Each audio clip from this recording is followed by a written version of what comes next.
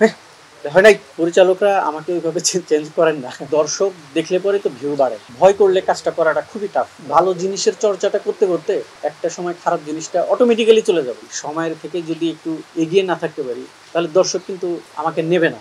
এই ওয়েদারে কাজ করাটা খুবই টাফ এবং আমরা যে প্রায় ১ কিলো রাস্তা হবে।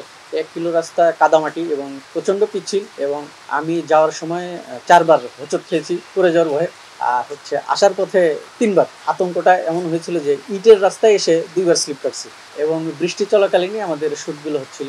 হাসান ভাই হচ্ছে একজন সাবলীল অভিনেতা, খুবই প্রাণচাঞ্চল্য।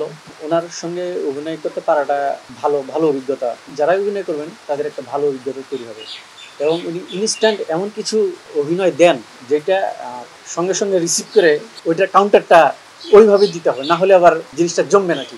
পরিবর্তনগুলো তো অবশ্যই হয়েছে, কারণ আমি যদি অভিনয়ের মাধ্যমে নিজেকে যদি পরিবর্তন করতে না পারি, সময়ের থেকে যদি একটু এগিয়ে না থাকতে পারি, তাহলে দর্শক কিন্তু আমাকে নেবে না। আমি যদি আগের অ্যাক্টিংটা করি, শুরুর দিকে যা করেছি বা এখন ওই ওই ওই ধরনেরই অভিনয় যদি চালিয়ে যাই, তাহলে তো দর্শক আর আমাদেরকে রিসিভ করবে না ওইভাবে। একটা শব্দ কতভাবে ডেলিভারি দেওয়া যায় এটা নিয়ে একটু চর্চার বিষয় আছে।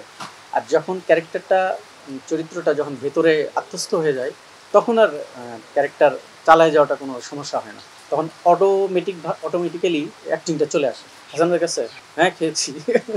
বলে যে "হেই, হেই, হয় নাই, তুই এইটা করবি, এইটা হচ্ছে ক্যারেক্টারের ডিজাইনটা হচ্ছে এইটা।" তখন আমি আবার ওইভাবে ডিজাইনটা দেখবো। ভয় করলে কাজটা করাটা খুবই টাফ, মানে ভয়টা করা যাবে না।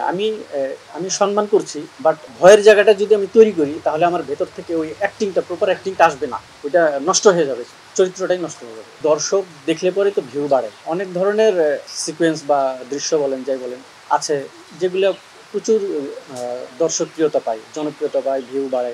আবার এগুলো আবার সমাজে সবার সঙ্গে আবার দেখার যোগ্য হয় না। আবার ধরেন যে একটা ভালো জিনিস পাচ্ছে না, ভিউ পাচ্ছে না, কিন্তু ভিউ আসলে একটা সময় পাবে। ভিউয়ের যে সমস্যাটা, এটা ভালো জিনিসের চর্চাটা করতে করতে একটা সময় খারাপ জিনিসটা অটোমেটিক্যালি চলে যাবে। আমরা যদি চেঁচামেচি করি, এটা করছো কেন, এটা করছো কেন, এটা হয়েছে কেন, এটা এইভাবে হবে না, ওইভাবে হবে না, এটা এইভাবে করতে হবে।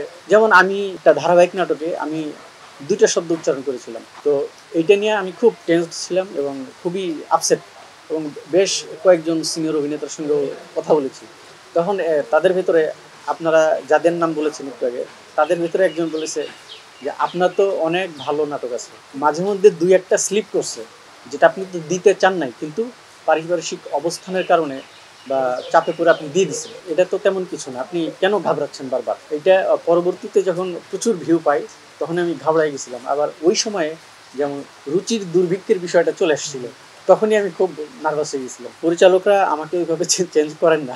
ওরা কমেডি স্টাইলেই দেখতে চান। চুল, তারপরে এগুলো মানে কেটে ছেটে আর কি ঠিকঠাক হওয়ার চেষ্টা করেছি। তখনই ওই পরিচালকরা অনেকে বলছে, "মিয়া ভাত পাইব না, এগুলো ঢং দেখাও না।" এখন এখন কাকে কি বলবো? এখন আমাদের মিডিয়া তো পরিচালক নির্ভর। আমি যদি চেঞ্জ করে ফেলি তখন হয়তো কাজেই নিল না কেউ। এই ভয়টা থেকে চেঞ্জ করাটা খুব মুশকিল।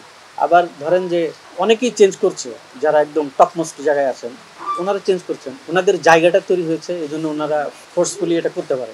কিন্তু আমরা তো এটা পারি না।